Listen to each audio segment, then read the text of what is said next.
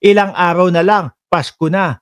Papasok na ho itong mga ito sa oblo. At kung mga nakikita natin, mga bossing, yung mga ibang sangkot, isa-isa na pong dinadampot. So ngayon, aligagana ho itong mga ito, mga kababayan. Sabi ni Richardson Cabanag, nawala yung back shadow.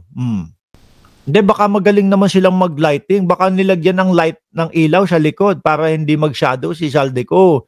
Kayo naman, di ba? Baka talaga, kailangan pagtuunan natin ng pansin yung mga lightings and everything, etc., etc. Parang yung mala movie. Di ba? Parang AI yan. Yung facial expression, parang hindi real, no? Tingin ko, yung script galing kay Saldi, sinadya nilang gawing AI para wala siyang responsibility sa sinasabi.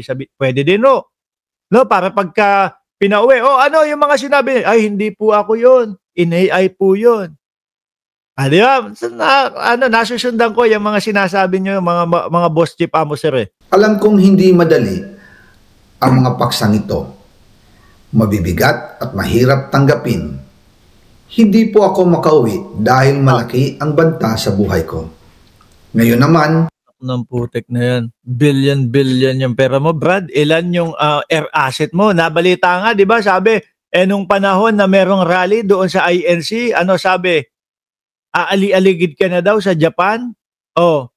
Para kung sa ganon, mapababa si Pangulong Bongbong Marcos, sumali doon sa INC rally, yung mga AFP, PNP, bigla kang uwi. Isang ano lang yun, isang lipad lang ng eroplano yun, ha? Ano ba, napangakuan ni Sara Duterte na, Saldi, pagka binira mo ang Pangulo at napatanggal natin, acquitted ka agad. Eto, malahiro na ho yung galawan nung kay Saldi ko, mga kababayan. Bakit to?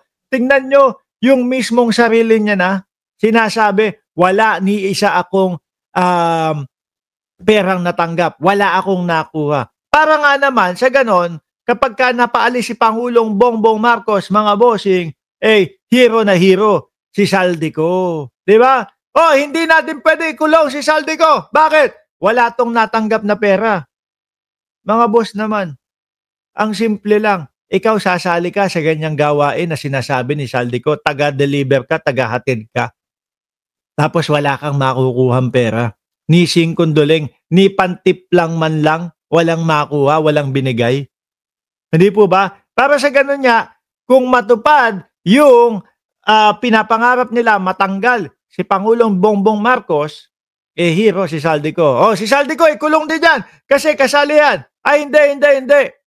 Kasi wala siyang natanggap o wala siyang nakuhang pera. Ganyan yan. Di ba? Ay meron kaming natanggap na balita.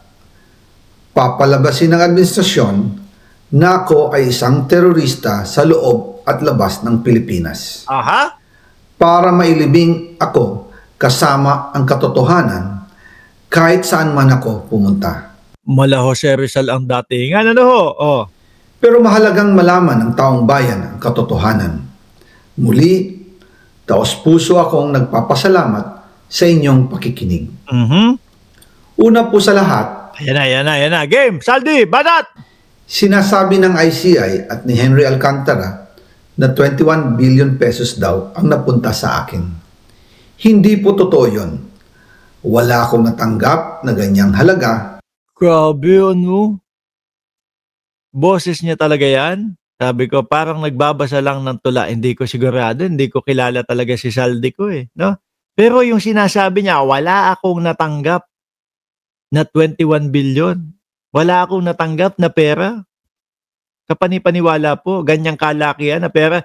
Yun nga hong iba, mga kababayan konting gawin mo lang kahit papaano, may tip maaabutan ka Di ba? Ito pa kaya na sobrang sasaya yung mga makakatanggap. Hindi ka man lang babahagian, no? Legazpi, 1957, hello again, to be continue, Mark. Salamat po. Tuloy. Ang totoo, mula 2022 hanggang 2025, ang kabuuang pera na dumaan sa akin para ibigay. Yun po yun yung mga panahon lang ni Pangulong Bongbong Marcos. Hello, Pinsan. Pinsan, pagdaan ko dyan sa Pagdaan ko dyan, magpakape ka diyan sa Singapore. O tuloy. Kay Pangulong Bongbong Marcos at kay dating Speaker Martin Romualdez ay umabot sa 56 billion pesos at hiwalay pa dyan ang 100 billion pesos insertion ng Pangulo sa 2025. Oh, talagang ipinipilit ho, mga kababayan. No, AI yan, pero yung script statement, no, galing kay Saldico. Kaya sinadya na isang blazer ang gamitin sa 4 na video. Budget. Pati na rin ang 97 billion pesos flood control insertion na inilagay sa NEP ng 2026 National Budget. Talagang ipinipilit. Sabi ng pisang ko, aabangan kita, pisan. Aba, magpakanton ka na din, ha? Wag lang kape. Lasamahan mo na ng pandesal. Para masarap ang almusal. Balikan natin kung paano ito nagsimula. Noong 2022, kakaupo ko pa lang bilang chairman ng House Committee on Appropriations, sinabi na agad sa akin ni Speaker Romualdez na kailangan ko makapag-deliver ng 2 billion pesos kada buwan.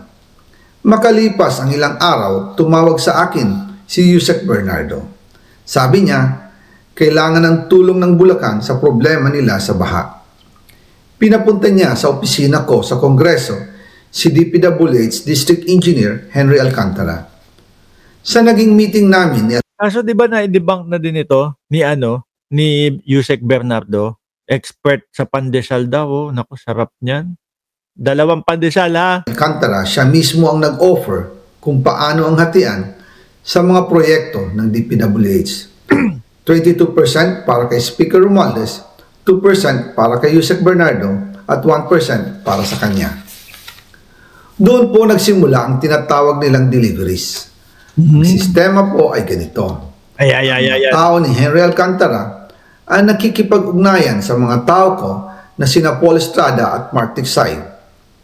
Sila ang Nasa na yung 2 tao na yun, hindi na yata nagpakita, hindi na nailabas. Sabi pala ni sabi ni Mike Defensor, nabugbog daw.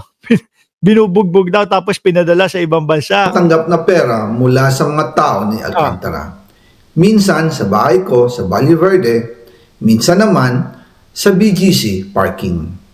Pagkatapos nilang makuha ang pera, sila Mark at Paul naman ang nag-aayos o nakikipag-coordinate sa tauhan ni Speaker Martin Romualdez na si Jocelyn Sereño para sa pagdi-deliver ng maletang pera patungo sa bahay ni Speaker.